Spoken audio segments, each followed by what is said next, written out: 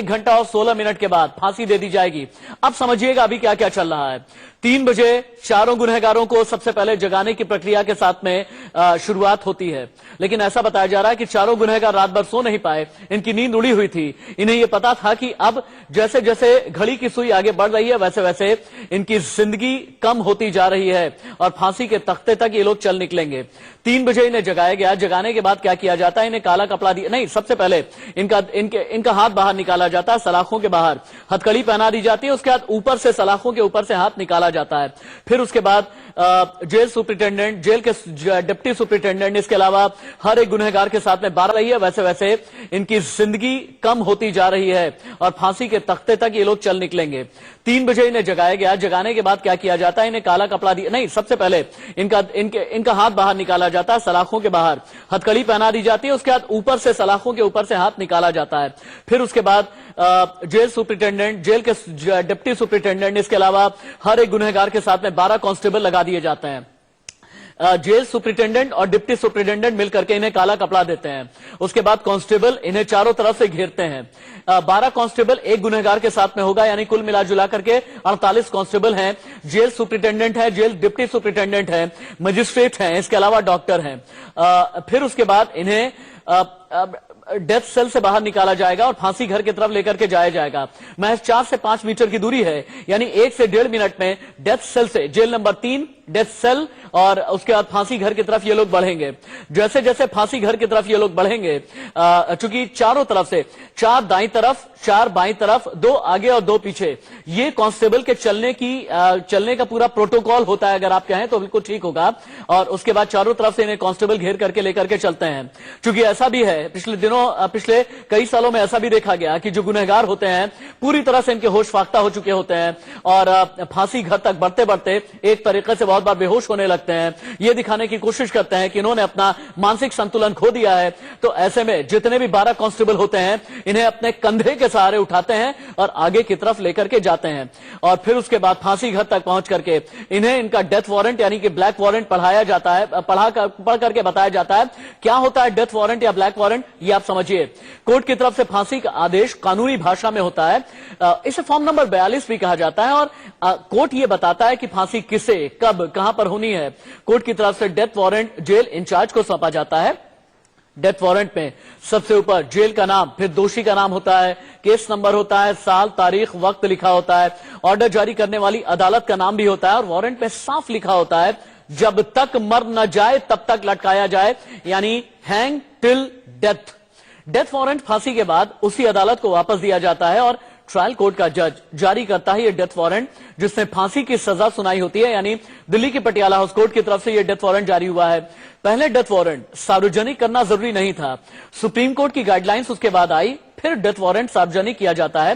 पहले death warrant जारी होने के 7 दिन के बाद फांसी होती थी, अब 14 दिन बाद डेथ वारंट लिखने के बाद पेन की निब तोड़ दी जाती है जज की तरफ से।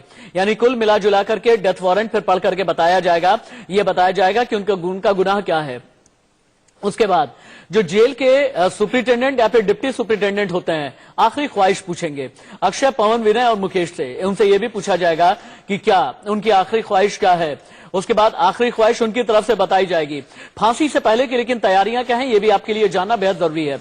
चारों दोषियों को लाल कपड़े पहनाए गए हैं। सूत्रों के हवाले से यह खबर है, दोषियों को लाल कमीज, लाल बनियान, लाल कच्छा, लाल रंग की पैंट पहनाई गई है। यह भी सूत्रों के हवाले से खबर है। दोषियों की सेल के बाहर तमिलनाडु स्पेशल पुलिस की फोर्स तैनात है, जेल सुरक्षा कर्मी तैनात हैं। फांसी से पहले दोषियों को उनकी सेल में नहलाया जाएगा। फांसी कोठी के पास बने दूसरे सेल खाली करा लिए जाते हैं। फांसी से पहले पवन जल्लाद ने दोषियों के डमी को फांसी दी है। जेल अधिकारी, जेल स्टाफ, एसडीएम फांसी से पहले जेल नंबर 3 में पहुंचेंगे। एसडीएम का इशारा मिलने के बाद जल्लाद फांसी का लीवर खींच देता है। फांसी के बाद दोषियों को आधे घंटे तक फंदे पर यूं ही झूलने दिया जाता है। नीचे हम आपको यह बता रहे हैं कि कब कब टली है फांसी। मेरे सहयोगी तिहाड़ जेल से भी मेरे साथ में जुड़ेंगे। वहां से लाइव रिपोर्ट करने वाली एक पूरी टीम रात भर डटी रही, हम उनके पास भी चलेंगे। लेकिन न्यूज रूम से मेरी सहयोगी शालिनी कपूर तिवारी भी मेरे साथ में जुड़ चुकी हैं। शालिनी, तिहाड़ जेल से खबरें अभी तक की क्या क्या आ रही हैं? हमने ये तो बता दिया कि सुप्रीम कोर्ट तक लड़ाई किस तरह से चली है, पटियाला हाउस कोर्ट में क्या हुआ, दिल्ली हाईकोर्ट में क्या हुआ, लेकिन अब एक ऐसे वक्त में जबकि 1 घंटा 10 मिनट लगभग बाकी है। तो ऐसे में तिहाड़ जेल के अंदर से खबरें क्या आ रही हैं? सबसे पहले तो मैं आपको बताऊं कि अब जैसे आपने पूरी प्रक्रिया समझाई, सबसे पहले चारों दोषियों को जगा दिया गया। हालांकि देखिए खबर ये भी है कि इन चारों दोषियों को रात भर नींद आई नहीं, मानसिक स्थिति इनकी कुछ ठीक दिखाई नहीं थी। सबसे पहले इन्हें उठाया गया और अगर मैं ताजा हालात की बात करूं तो तिहाड़ पूरी तरह से लॉकडाउन कर दिया गया है, सुरक्षा बहुत बढ़ा दी गई है। इसके अलावा डॉक्टर्स की टीम पहुंच चुकी है चेकअप के लिए इन चारों दोषियों के पास, क्योंकि ये भी एक प्रक्रिया है जिसका पालन करना बेहद जरूरी रहता है। तो डॉक्टर्स की टीम भी वहां पर पहुंच गई है और उसके अलावा तिहाड़ जेल प्रशासन जो है उसके साथ जल्लाद पवन की इस वक्त एक मीटिंग भी चल रही है। तो अब वक्त बेहद नजदीक है और देखिए आखिरी समय तक एपी सिंह जो कि इन दोषियों के वकील रहे हैं, उन्होंने अपनी कवायद नहीं छोड़ी। अभी भी अब से करीब मैं 15 मिनट पहले की आपको बताऊं, उनकी तरफ से ये लगातार दलील दी जा रही है कि 2 दोषी पवन और अक्षय अपने परिवार वालों से मिल नहीं पाए हैं तो उन्हें मिलने दिया जाए। और देखिए ये जानकारी में मैं आपको दूं कि मामला ये जरूर उठा था, उन्होंने पुरजोर उठाया था और कोर्ट की तरफ से ये पूरी जिम्मेदारी उसके बाद सॉलिसिटर जनरल को दे दी गई कि आप ये चेक करके बताएं कि क्या ऐसा संभव है। और उसके बाद तुषार मेहता ने बात की ऑफिशियल से और उसके बाद ये जानकारी दी कि ये नहीं हो सकता। यहाँ पर आपको रोकना चाहूंगा, एक बड़ी खबर आ रही है। यहाँ पर आपको रोकना चाहूंगा, एक बड़ी खबर आ रही है। शालिनी आप रहे हमारे साथ, लगातार बनी हुई शालिनी। दोषियों को अलग अलग डेथ सेल में रखा गया है और तिहाड़ जेल के अधिकारी दोषियों के पास में पहुंच चुके हैं।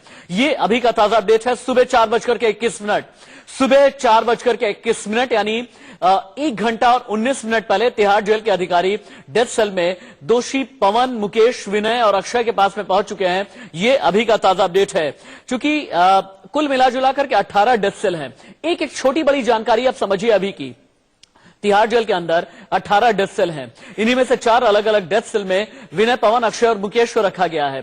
तिहाड़ जेल के अधिकारी यहां पर पहुंच चुके हैं और जैसा कि मैंने बताया कि सबसे पहले सलाखों से इनका हाथ यूं इस तरीके से करके बाहर निकाला जाएगा, उसमें हथकड़ी पहनाई जाएगी और उसके बाद जो सलाखों के ऊपर का हिस्सा होता है वो बहुत ज्यादा ऊंचा नहीं होता, वहां से फिर हथकड़ी के सहारे ही ऐसे करके हाथ को निकाला जाएगा और फिर उसके बाद तिहाड़ जेल के अधिकारी एक एक करके सबसे पहले पवन को, मुकेश को, अक्षय और विनय, एक पूरा का पूरा, चूंकि एक एक वक्त पूरी तरह से डिसाइडेड होता है। आप समझिए ये कि सुप्रीम कोर्ट की तरफ से अगर 5:30 बजे का वक्त सुबह का मुकर्रर किया गया है तो इसका मतलब ये कि 5:30 से पहले नहीं और बाद में नहीं, क्योंकि एक तरीके से इसे कॉन्टेम्प्ट ऑफ कोर्ट माना जाता है अगर तय वक्त पर, तयशुदा वक्त पर फांसी नहीं दी जाती है। अब आगे आगे क्या होगा? तिहाड़ जेल के अधिकारी पहुंच गए हैं और जैसा कि मैंने बताया डेथ सेल से लेकर के फांसी घर तक लगभग 5 मीटर की दूरी है, 4 से 5 मीटर की दूरी है।